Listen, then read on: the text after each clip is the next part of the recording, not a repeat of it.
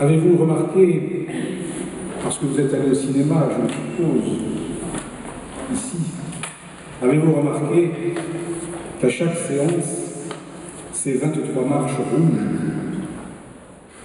qui montent du plus profond de l'abîme des océans jusqu'aux cieux étoilés, sur cet écran magnifique. Je dis 23 marches, mais en les comptant, on peut arriver à 24 et ça fait 24 secondes pour l'image, telle l'échelle de Jacob.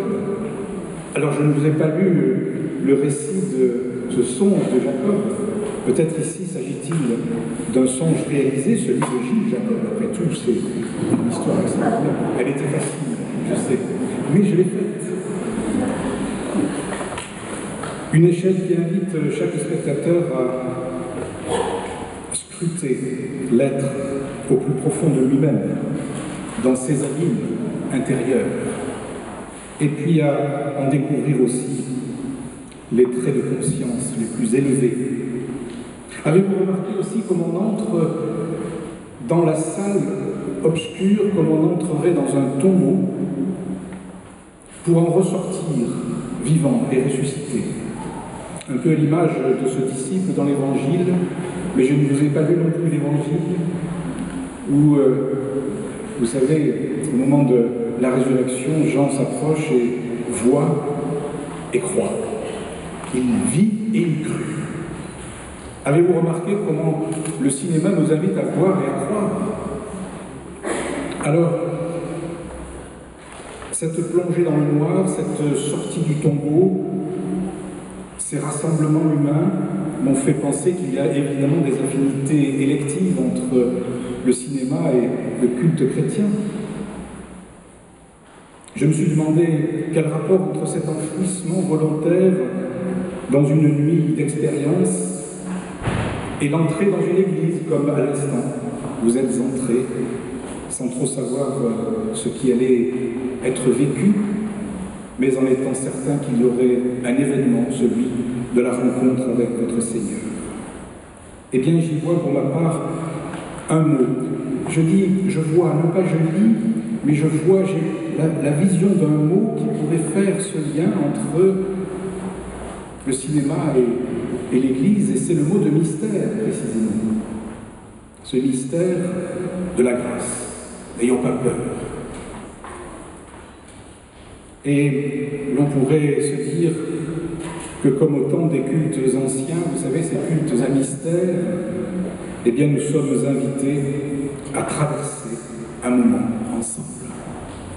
Au cinéma, c'est un culte laïque, un culte à mystère, laïcisé, séculier. On ne demande pas une carte d'appartenance, simplement il faut avoir le pass. Il n'y a pas d'offrande, mais quand même, il faut payer à l'entrée. Je veux parler du mystère de la grâce sur 3 plans, et ce sera rapide. Pour décrire ce mystère, je vous propose un parcours rapide en 3 moments. Le premier moment, c'est celui, dans le cinéma, de l'évocation. L'évocation des personnages, l'évocation d'une histoire que vous ne connaissez pas puisque vous n'avez pas lu le pitch, je l'espère. L'évocation des héros, des anti-héros, de ceux qui vont être mis en scène, l'évocation d'une famille déchirée, d'une fraternité qui se cherche et qui se déchire aussi. L'évocation d'hommes et de femmes, comme vous et moi finalement, qui sont nommés par leur nom. Et on s'y attache le temps du film. Exactement comme dans la Bible, sont évoqués les noms des personnages, et des héros, et des couples, et des fraternités assassines. Adam et Ève, Caïn et Abel, David et Goliath, Ananias et Saphira, Samson et Dalila. On pourrait même ajouter, mais les écuménistes retiendront l'allusion, ce couple trop fameux de la Bible, Pierre et Paul.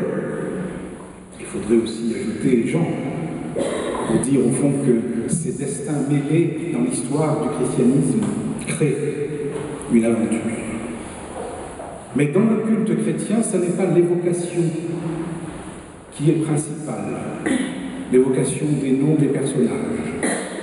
Dans le culte chrétien, ce qui est principal, c'est l'invocation. L'invocation du personnage principal qui rassemble chacune et chacun d'entre nous. Dans le mystère, comme au cinéma, il y a principalement la vision. On y va pour voir quelque chose. La vision d'un récit mis en image avec un essentiel qui va être le drame. Et Dieu sait si nous avons été servis cette saison à Cannes par les drames. J'ai vu ce matin un film sur le conflit en Tchétchénie qui remue énormément l'Assemblée. La vision du drame. Et jusqu'à son terme, jusqu'à la mort, mais aussi jusqu'à la vie possible. Dans le culte, dans la célébration, il n'y a peut-être pas grand-chose à voir. Vous savez, comme dans les églises, alors autrefois, maintenant moins, le retable derrière l'autel barrait la vue de celui qui se perdait dans sa méditation. De même, l'écran, d'une certaine façon, fait écran. On aimerait voir derrière si tout cela est vrai. Dans le culte, ce n'est pas la vision qui est l'essentiel, mais ce que cette vision raconte, la révélation d'un amour infini de Dieu pour ses créatures. Vision, révélation. Et puis troisième affinité, alors cela m'a beaucoup frappé, je voulais le partager avec vous parce que je suis sûr que chacune et chacun d'entre vous vit cela. Et même sans aller au cinéma, c'est le rapport au chant, à la musique, à la chanson de votre enfance, la chanson de votre mère au moment du coucher, la chanson sur laquelle vous avez dansé et vous avez été amoureux, la chanson sur laquelle vous vous êtes séparés peut-être, la chanson qui accompagne votre vie. Et je pense ici aux cantiques, aux louanges, aux psaumes de la Bible qui accompagnent chaque célébration écuménique. Comme si les cultes à mystère du Festival de Cannes rattrapaient le temps perdu de toutes ces célébrations chrétiennes vieilles de 2000 ans. Musique, chant et louange, doxologie. Comme avec Marion Cotillard qui se met à entendre une musique qui va la ressusciter d'une certaine manière, ou comme dans ce film d'un Far West improbable, le héros lui-même se met à chanter pour sortir de sa malédiction et ouvrir son histoire sur quelque chose de neuf. Voilà donc ces trois affinités, l'évocation qui se transforme pour nous en invocation, la vision qui renvoie à une révélation, et puis le chant qui nous rappelle nos louanges, nos chants, ce que chacun de vous a reçu comme don de la grâce, mettez-le au service des autres, comme de bons administrateurs de la grâce de Dieu. Eh bien, les cinéastes font ça.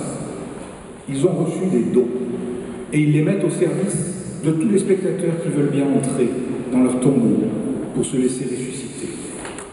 De la même façon, vous qui portez l'Évangile, vous êtes équipés de ce don de la grâce et vous êtes appelés par l'apôtre Pierre à mettre ce don au service des autres, comme de bons gérants. Alors la traduction ici est un peu difficile, comme de bons administrateurs de la grâce de Dieu, mais administrateur, gérant, peu importe. Il y a un mot grec dans le texte, alors ça c'est la seconde culturelle, un mot grec qui m'a alerté et qui m'a fait encore une fois avancer en analogie avec le cinéma. Le texte grec ne dit pas « soyez de bons administrateurs de la grâce de Dieu » ou « de bons gérants de la grâce de Dieu ». Le texte dit « soyez de beaux administrateurs, de bons gérants ». L'adjectif c'est beau, c'est la beauté. Et voilà, en forme, j'allais dire, de clin d'œil final, cette dernière affinité élective entre cinéma et culte, c'est cette certitude que la beauté est au cœur de nos vies et qu'il faut savoir la discerner, pour ensuite la restituer à l'autre et pour le faire grandir avec nous.